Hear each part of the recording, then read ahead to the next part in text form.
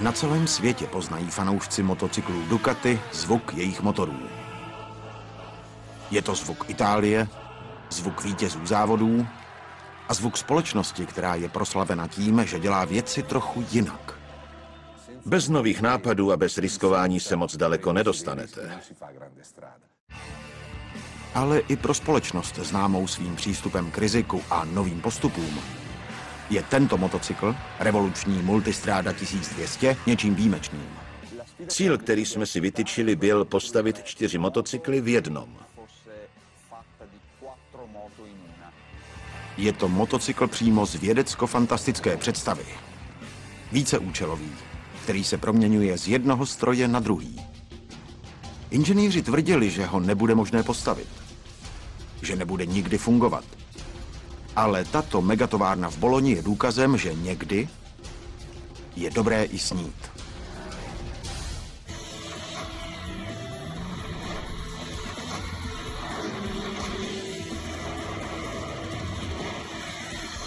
Megatovárny. Motocykly Ducati.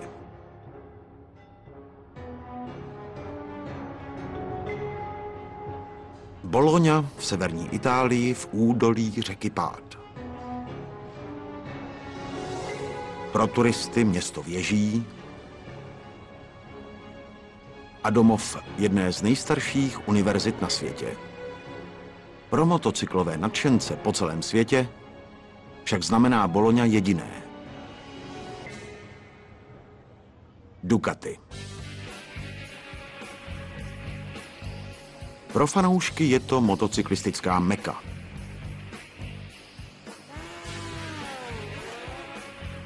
Každý druhý rok se desítky tisíc skalních příznivců Ducati, takzvaných Ducatistů, sjíždí do Boloně na světový týden Ducati, aby oslavili všechno, co nějak souvisí s Ducati.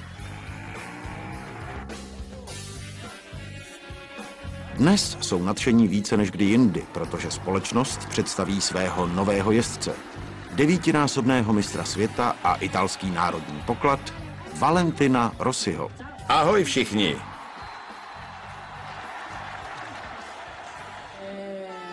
Vřelost lidí. Cítíte, jak jsou vřelí? To je ten rozdíl při práci v italském týmu.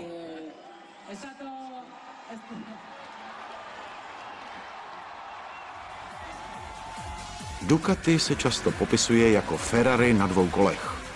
Značka, která se zrodila na závodní dráze. Na nejvyšších sportovních úrovních jejich soutěžní motocykly vyhrály 17 mistrovství světa. A jejich silniční motocykly se obecně považují za nejlepší a nejvýkonnější stroje na trhu. Sex na 2 kolech. Všechny motocykly Ducati, včetně Rossiho závodního stroje, jsou konstruovány a montovány přímo zde, v srdci Boloně. V megatovárně o rozloze 64 000 čtverečních metrů. Nyní se sen stává skutečností v tento památný historický den. Na všechno tady dohlíží prezident společnosti Gabriel Del Torchio. Neděláme jen motorky, my vyrábíme sny. Stavíme motocykly, které mění sny našich zákazníků ve skutečnost.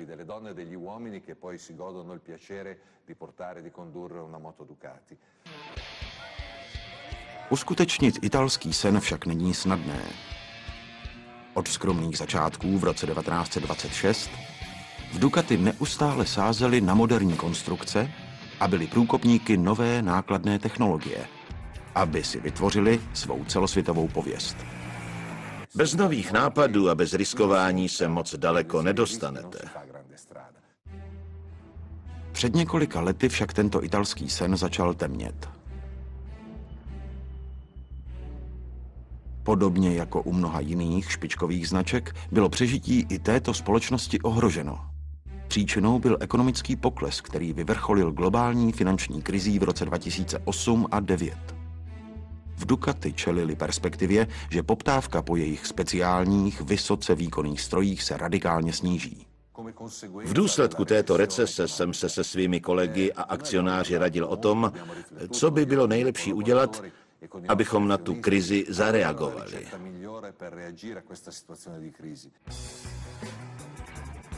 Ducati bylo vynikající ve výrobě špičkových sportovních motocyklů. Byly zde ale i jiné rozsáhlé trhy, které nevyužívaly. Cestovní motocykly určené pro zdolávání velkých vzdáleností v pohodlí a s kamarádem za zády. Terénní motocykly pro jízdu po nespevněných a horských cestách a městské motocykly pro obyvatele měst dojíždějící za prací, kteří se proplétají hustým popojíždějícím provozem. Tyto trhy ovládli obří světoví výrobci motocyklů. V duchu své tradice riskování se v Ducati rozhodli nesnižovat výrobu, aby přežili, nýbrž ji naopak rozšířit a pustit se přímo proti velkým hráčům na jiných motocyklových trzích. Spousta lidí si myslela, že naše rozhodnutí je příliš rizikové. V Ducati věřili, že jejich závodní zkušenosti jim pomohou využít technologie k moderní cestě ven z recese. Bylo by příliš snadné, kdybychom kvůli recesi omezili výdaje na výzkum a vývoj. Ve skutečnosti jsme udělali přesný opak. Mělo to však jeden velký háček. Ducati si totiž mohlo dovolit vývoj pouze jednoho nového typu motocyklu. Na který z motocyklových trhů by tedy měli vstoupit? Tíže rozhodnutí, jak vrhnout kostky, dopadla na generálního ředitele Claudia Domenicaliho. Tohle je ta nejdůležitější investice, kterou jsme v poslední době udělali. V oblasti výzkumu a vývoje investujeme hodně. V konstrukčním středisku pracovali dnem i nocí a on se svými vedoucími oddělení zápasil s touto hádankou. Zvážili všechny možnosti, až nakonec přišli s neočekávanou odpovědí. Začali jsme přemýšlet o motocyklu, který by se mohl v závislosti na přání řidiče měnit. Někdy by to mohl být sportovní motocykl a jindy pohodlnější stroj na cestování a dálkové jízdy. Přesně podle tradice Ducati dělat věci jinak navrhl tým zcela nový přístup. Navrhli něco nemožného. Když ke mně inženýři přišli s tímto nápadem, věděl jsem, že je to řešení. Místo toho, aby se vrhli pouze na jeden nový trh, rozhodli se, že vstoupí současně na všechny 4. A to s jedním motocyklem. Je to nápad, který zní jako čirá fantazie, protože motocykl, který má na asfaltu raketovou rychlost, potřebuje úplně jinou konstrukci než ten, který jezdí drsným terénem. A zároveň musí mít úplně jinou konstrukci, pokud má zvládat dlouhé vzdálenosti se spolujezdcem vzadu nebo se proplétat hustým městským provozem. Domenicali se svým týmem si však myslí, že se to dá udělat. Pokud, a je to velké pokud, dokážou sestavit stroj, který se doslova promění z jednoho motocyklu na druhý pouhým stisknutím tlačítka. Pokud to zvládnou, budou mít něco, co může zabezpečit budoucnost Ducati. Když vedete společnost, musíte vždycky trochu riskovat. Bez rizika nevznikne žádný prostor pro příležitost. Spočítali jsme si riziko a věděli jsme, že sestavit typ motocyklu, který až dosud na trhu nebyl, je odvážné rozhodnutí. V Ducati investují 10 milionů eur, aby se pokusili uskutečnit svůj sen. Představte si stroj schopný zvládnout na silnici rychlost 250 km za hodinu. Jeho odpružení a systém motoru se přitom může proměnit, aby zvládl i horské cesty a jízdu terénem, a který se znovu může změnit ve hbitý městský dopravní prostředek. Pojmenují jej Multistrada 1200. Jediné, co teď musí udělat, je postavit jej. Je 7:30 ráno. V boloňské čtvrti Borgo Panigale se otvírají hlavní vrata továrny Ducati. A muži a ženy, kteří zde pracují, se hrnou dovnitř. Stroje v továrně se probouzí, stejně jako dělníci v kantýně. Ti, kteří mají pracoviště poblíž, jednoduše odcházejí do svých dílen. Tato továrna je však ohromná. Takže ti, kteří mají pracoviště dál, nasednou na svá kola Ducati a šlapou po cyklistických stezkách uvnitř této megatovárny.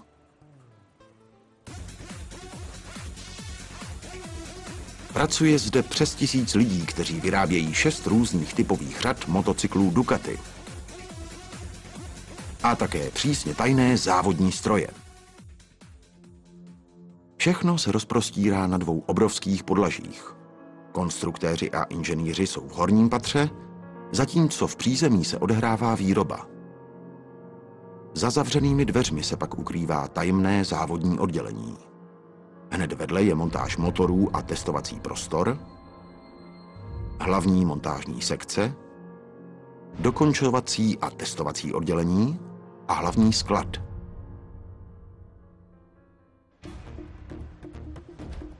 Všechny součástky pro všechny stroje Ducati na světě procházejí tudy.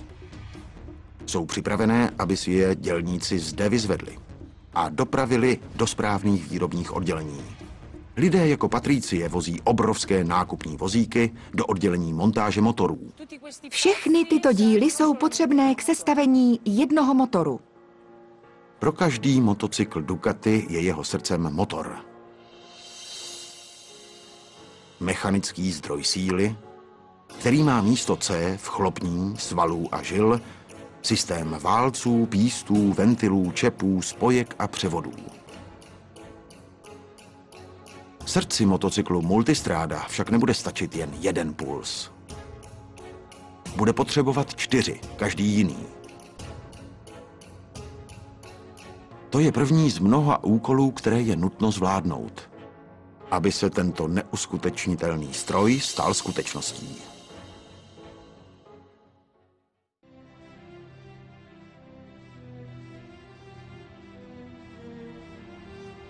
Téměř každý motor vyráběný v megatovárně Ducati začal svůj život jako odraz v očích závodního oddělení, které se nachází na severním konci továrny.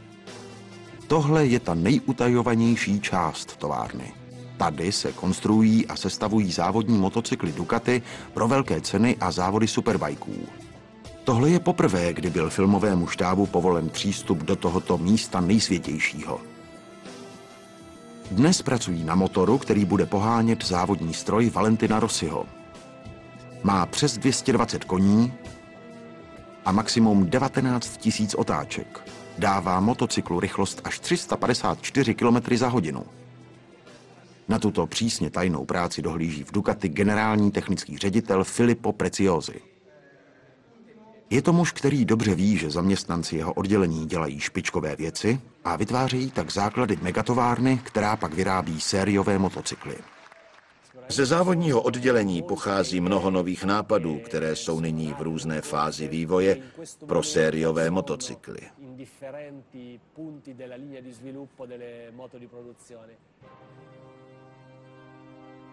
Nový závodní motor Valentina Rossiho bude úplně jiný než ty, které se teď v továrně Ducati vyrábí.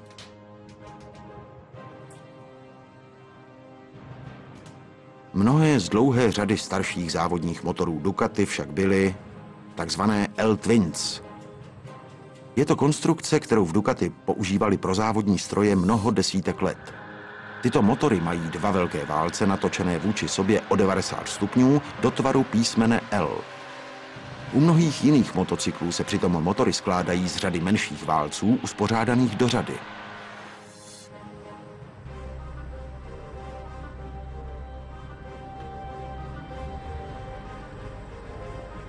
Velké válce však dávají velký výkon i točivý moment. A mají výhodný tvar, který se hodí do úzkých obratných závodních strojů. Ducati chce použít svůj nejosvědčenější závodní motor L-Twin Testa Stretta, se kterým vyhráli v roce 2008 světový pohár superbajků. Právě on bude pohánět jejich nový víceúčelový motocykl. Aby to však mohli udělat, budou muset překonat velkou překážku. Úkol dostal vedoucí projektu Federico Sabioni.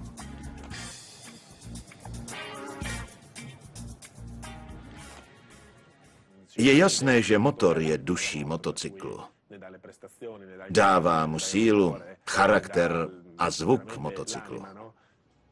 Závodní motor Testa Stretta má toto všechno a navíc ještě něco.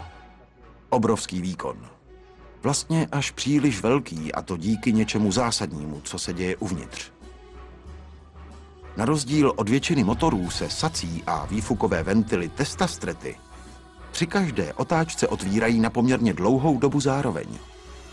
Zatímco výfukové plyny odcházejí přes výfukové ventily a současně tak vzniká sací efekt, který nasává velké množství směsi benzínu a vzduchu přes sací ventily. V podstatě tak vzniká jakýsi turboefekt.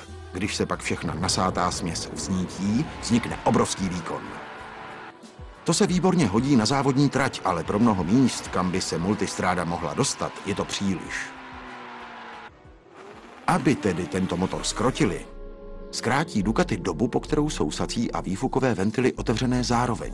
Sníží tak zpětný turboefekt a omezí množství směsi benzínu a vzduchu, která se nasaje do motoru. Sníží se tím síla následného výbuchu uvnitř válce. Výsledkem je méně výbušný motor, který má daleko hladší chod při nízkých otáčkách a je mnohem lépe ovladatelný, pokud jde o jeho raketový výkon. Bude se výborně hodit pro nový víceúčelový stroj Ducati. U motoru Testa Stretta 11 jsme výkon nesnížili. To je pro nás nepřijatelné. Nýbrž jsme ho pouze přeorganizovali.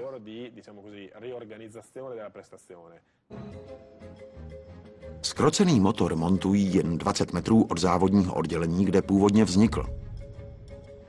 V montážní dílně motorů na severním konci továrny.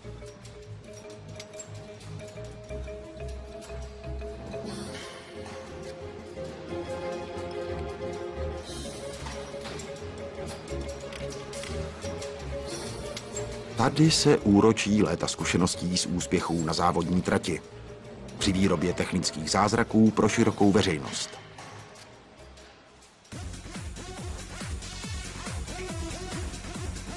Montážní dílna motorů se skládá ze 2 oddělených linek. Každá má 15 až 20 techniků, kteří každoročně smontují více než 35 000 motorů. Montážní linka číslo 1 montuje klikový hřídel a převodovku do spodní části motoru. Linka číslo 2 pak sestavuje horní část a boky motoru, včetně pístů, válců, hlav a spojek.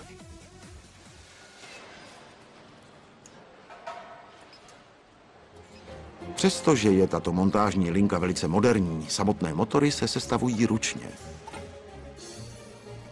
Tady na lince 1 se montuje vysoce přesná převodovka.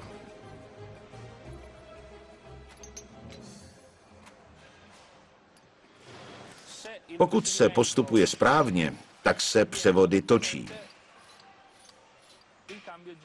Pokud ne, vzpříčí se a nepohnou se. Máme tady velice kvalitní systém sledování jakosti, abychom si byli jistí, že je všechno v pořádku. Pak se montuje kliková hřídel. A po 40 minutách na výrobní lince je motor Multistrada připraven k sestavení do jednoho celku.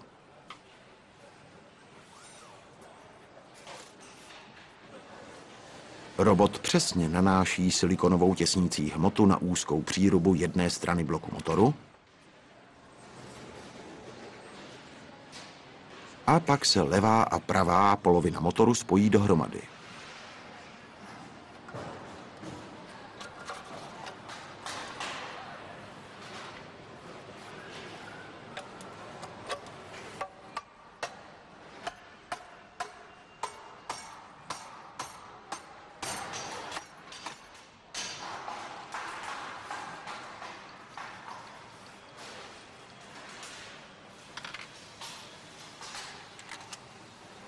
Jakmile jsou na svém místě stahovací šrouby, pokračuje po lince dál.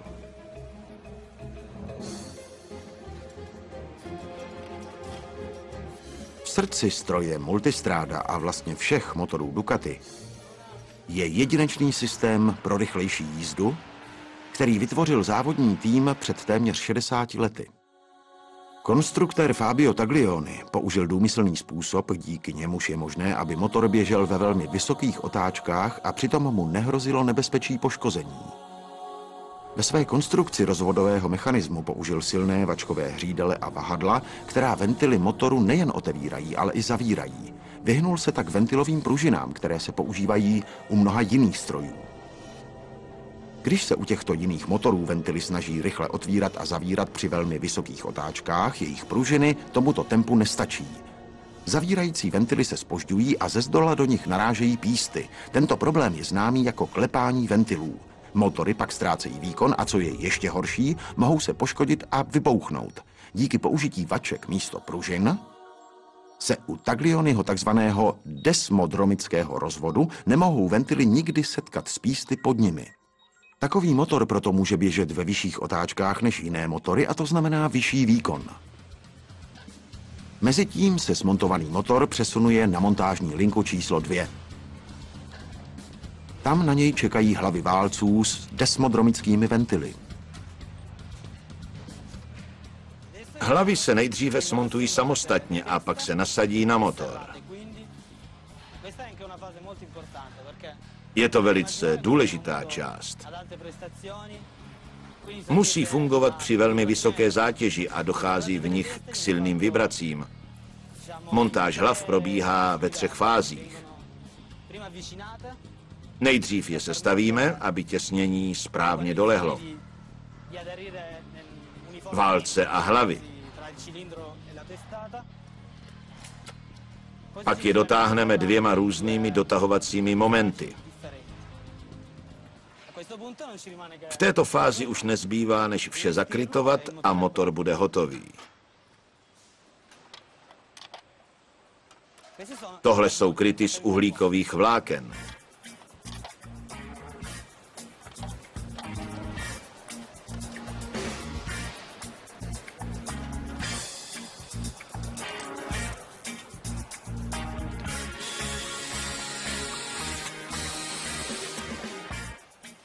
Teď jsme dokončili zakrytování tohoto motoru Multistrada MTS.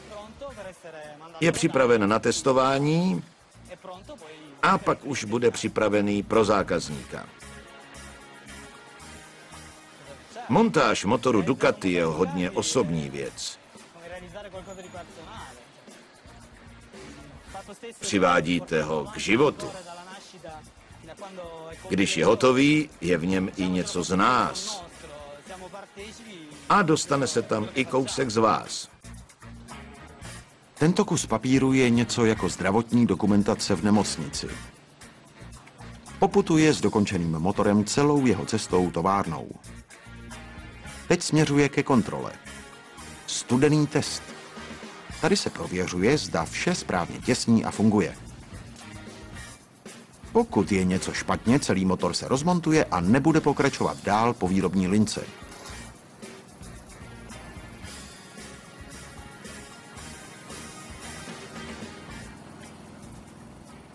Říká se tomu studený test, protože motor ve skutečnosti neběží.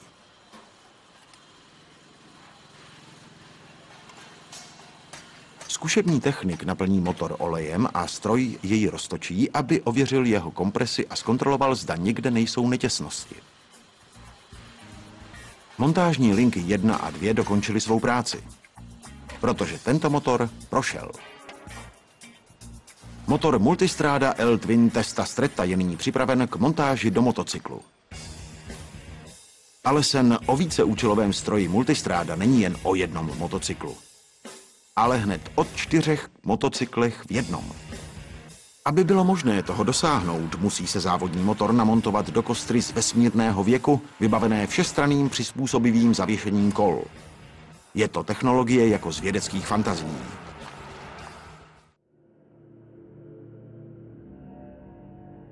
Všechny závodní motocykly Ducati mají moderní kostry a rámy.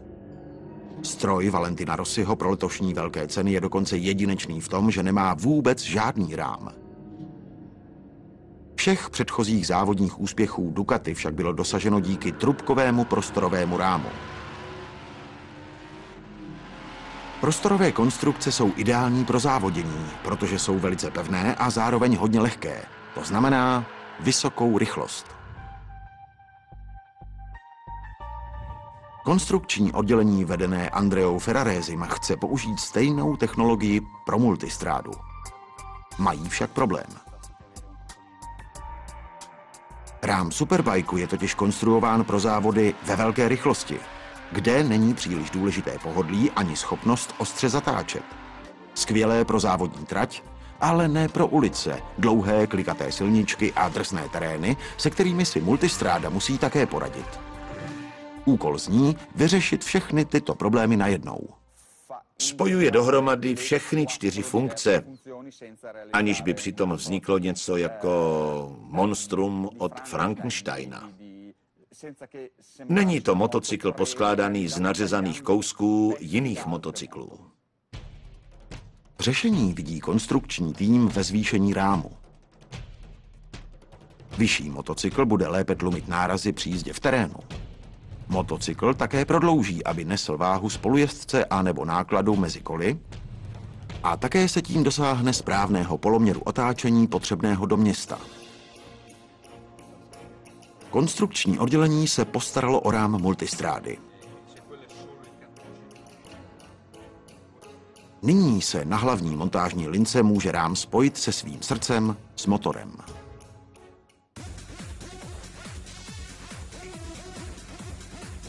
Na hlavní montážní lince dlouhé 75 metrů se montují dohromady tisíce jednotlivých dílů přivážených z hlavního skladu, až z nich vzniknou hotové motocykly Ducati. Zde se k motoru montuje první část rámu, zadní kyvné rameno.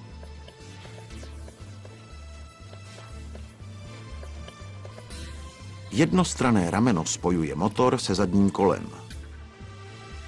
Ve spojení s víceúčelovým tlumičem umožňuje tato konstrukce multistrádě zvládat nejen rovné, vysokorychlostní silnice, ale také bahno, kamení a nespevněné cesty. Na rozdíl od silnice nebo závodního okruhu, kde je povrch rovný a odpružení motocyklu se nemusí tolik namáhat, aby byla jízda hladká, musí být terénní odpružení mnohem měkčí, aby pohltilo díry a nerovnosti. Multistráda proto bude mít aktivní odpružení vyvinuté původně pro závody, které využívá elektroniku pro výraznou změnu chování zadního ramene a přední vidlice, když se silniční motocykl změní v terénní. Když je nyní jádro motocyklu hotové, může se na něj připojit všechno ostatní.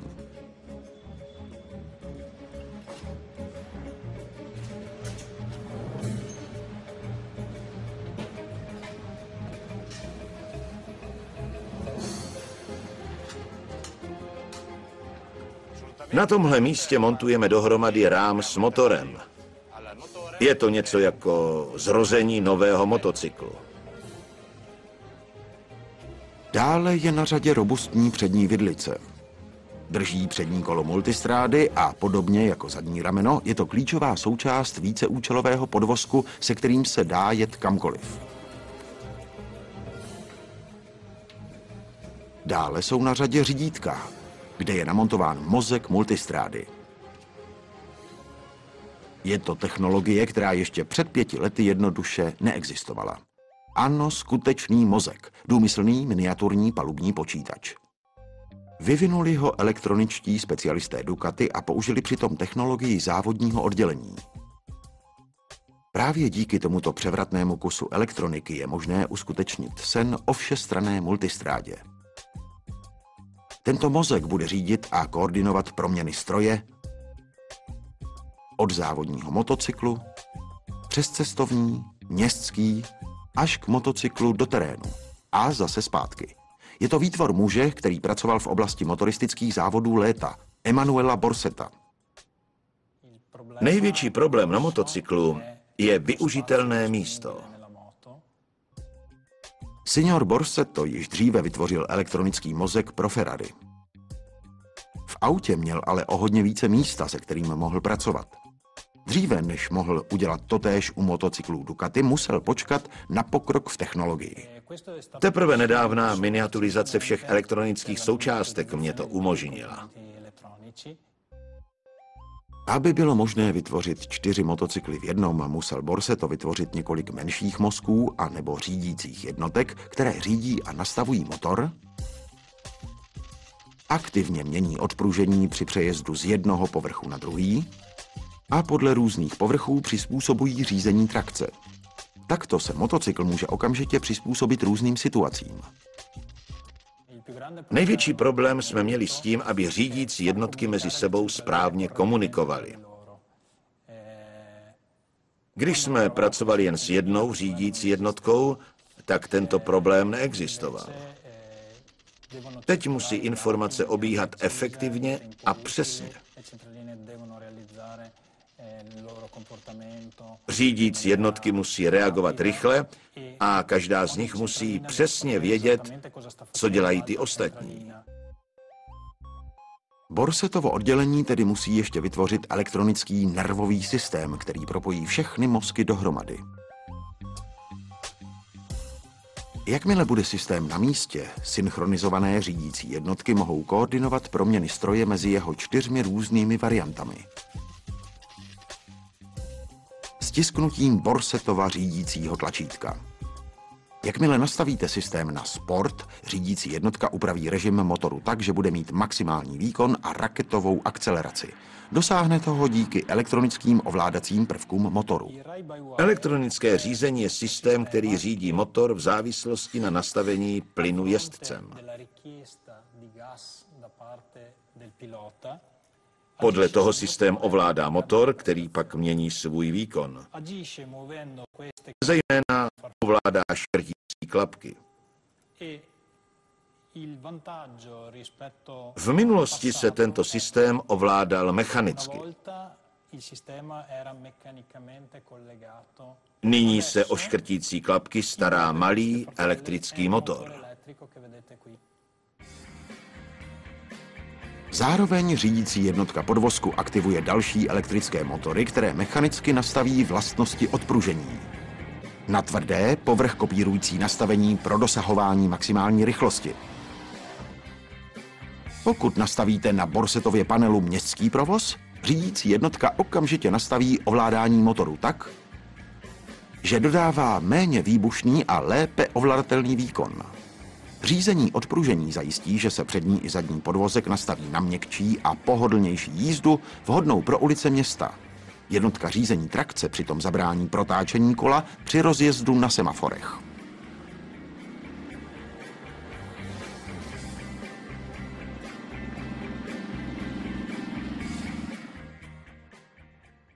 Vyrobit 4 motocykly v jednom byl ten nejtěžší úkol mého života, protože šlo o nesmírně rozsáhlý problém. Na hlavní montážní lince už zbývá namontovat jen jeden hlavní díl skládanky víceúčelového motocyklu.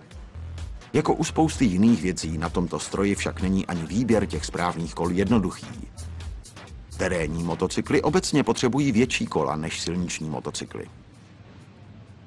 S ohledem na rychlou sportovní jízdu volí konstruktéři standardní 43 cm kolo a spoléhají se přitom na pomoc zvenčí, aby tohle menší kolo dobře fungovalo i v terénu. O pomoc se postará zdánlivě jednoduchá součástka, která však má vlastní průmyslové odvětví, vlastní odborníky a svá přísně střežená tajemství. Pneumatiky. Většina pneumatik se vyrábí tak, aby měly optimální přilnavost k určitému povrchu. Pro multistrádu je však potřeba najít takovou pneumatiku, která by byla vhodná do všech extrémů. Od vysokorychlostních silnic po horské cestičky. A to je opravdu těžký úkol. Bylo na vedoucím projektu Multistráda Federicovi Sabionim, aby našel někoho, kdo by se tohoto úkolu ujal. Obrátil se na několik předních světových výrobců pneumatik.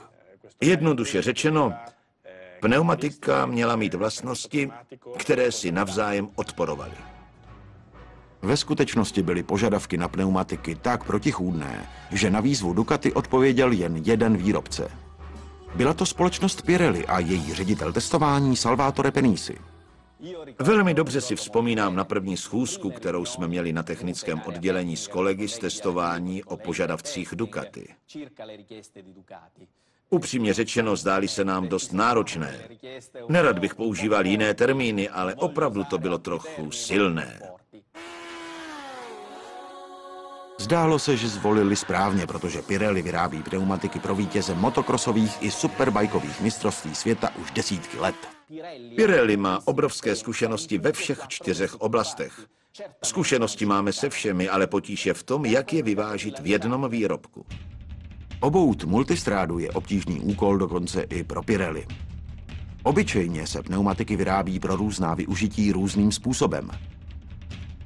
Na okruhy a rychlé silnice potřebujete měkké a hladké pneumatiky s velmi jemným vzorem běhounu. Do kontaktu s povrchem se tak dostává velká plocha gumy pro dosažení maximální přilnavosti. Pro jízdu v terénu však potřebujete přesně opačnou pneumatiku se spoustou rých, aby spod pneumatiky mohlo unikat bahno a voda.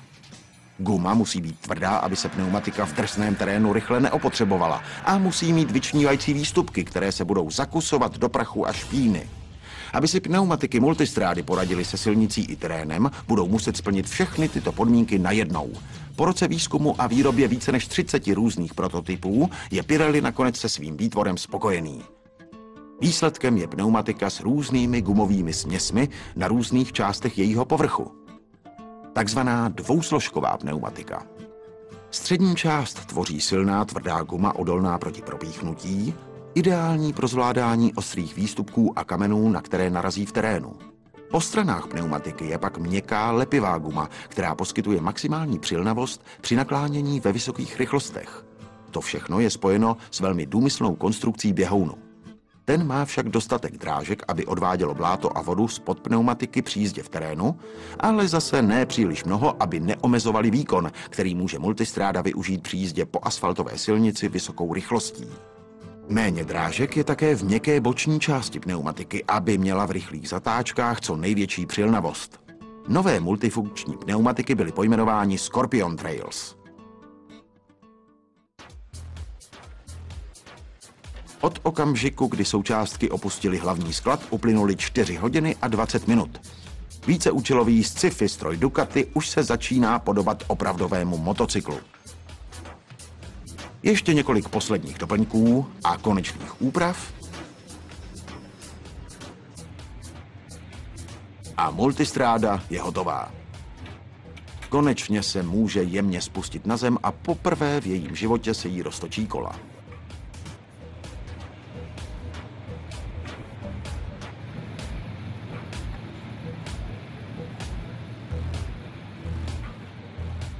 Uplynuly roky vývoje, do kterého se investovalo 10 milionů eur a na kterém pracovaly ty nejlepší inženýrské mozky z oboru motocyklových závodů.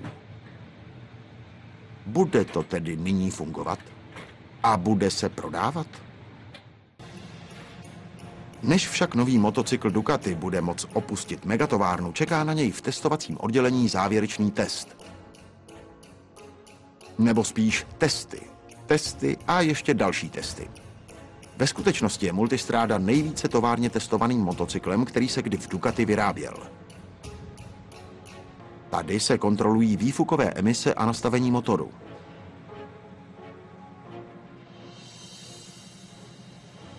Dále se zde celý stroj poprvé nastartuje a vyzkouší se na válcové zkušební stolici.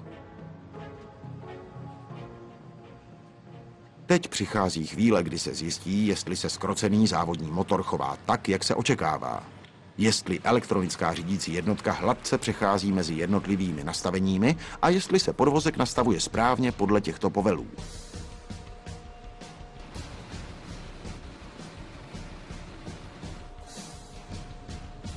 Přední kolo je při simulované rychlosti 30 km za hodinu v pořádku. Ale co důležitější, konec motocyklu.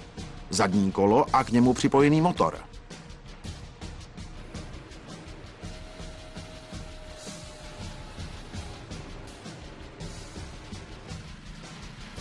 Zkušební technik přidává plyn a zvyšuje otáčky.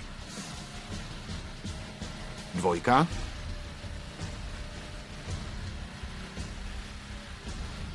3. 5000 otáček a 120 km za hodinu.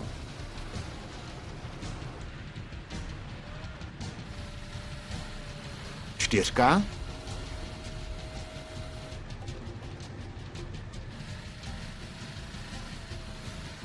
...135 km za hodinu.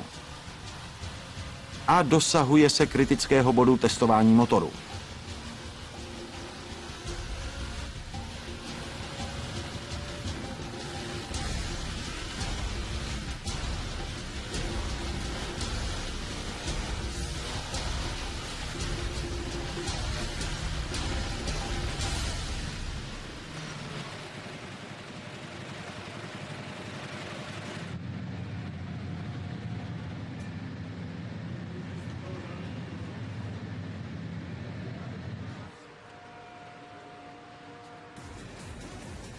Montážní linka odvedla svou práci jen za 8 hodin od chvíle, kdy součástky motocyklu opustily hlavní sklad. A dokončená multistráda může být předána do balícího oddělení.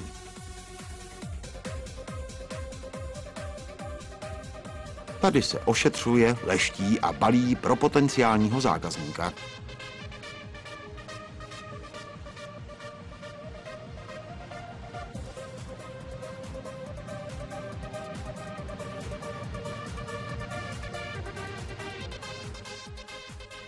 Papírově je to jeden z nejmodernějších motocyklů, které kdy byly vyráběny. Jak si ale povede ve skutečném světě, na silnici? Jak všechny složité závodní systémy ve skutečnosti fungují, ne samostatně, ale všechny dohromady, jako součást jednoho víceúčelového motocyklu? Na silnici závodní motor o objemu 1200 kubických centimetrů dodává výkon na zadní kolo citlivě. Podvozek se nastaví do nejpohodlnější konfigurace a raketová akcelerace motoru, která může být vyčerpávající, je omezena palubní elektronickou řídící jednotkou.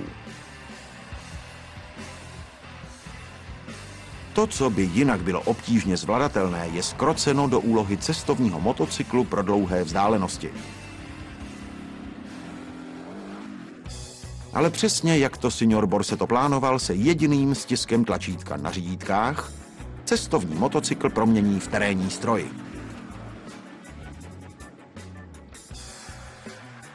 Elektronicky řízený podvozek se změní, aby pohlcoval rázy jízdy jámami, kamením a přes hrboly. Nastavení motoru se upraví, aby dodával více výkonu využitelného při nízkých rychlostech. A pneumatiky Scorpion Trails od Pirelli se prodírají bahnem a zakusují se do povrchu ukrytého pod ním. Společnost Ducati si však své jméno vybudovala na závodním okruhu. Takže je samozřejmostí, že tento všestranný stroj byl konstruován tak, aby byl i při vysoké rychlosti jako doma. Když se palubní počítač přepne na sport, motor nabídne celou svou dravost a ke slovu přijde jeho závodní původ. Výkon se zvýší o třetinu, na 150 koní. Elektronické ovládání motoru změní jeho akceleraci z hladké a mírné na ostře závodní. Podvozek je mnohem tužší. A když se motocykl v zatáčkách naklání, měkký bok jeho pneumatik jej drží na silnici. V centru města se motor a podvozek multistrády opět promění. Výkon se sníží opět na 100 koní, podvozek se změkčí a vyšší rám umožní motocyklu dělat ostré obraty a proplétat se hustým provozem. Ducati cítí, že multistráda splnila všechny cíle konstrukce. Bude se však líbit i zákazníkům? To je totiž hlavní důvod, proč ji prezident společnosti Gabriel Del Torchio nechal postavit. Spousta lidí nám řekla, že udělat 4 motocykly v jednom je nemožný úkol. My jsme to ale dokázali. A věřím, že výsledek je opravdu fantastický.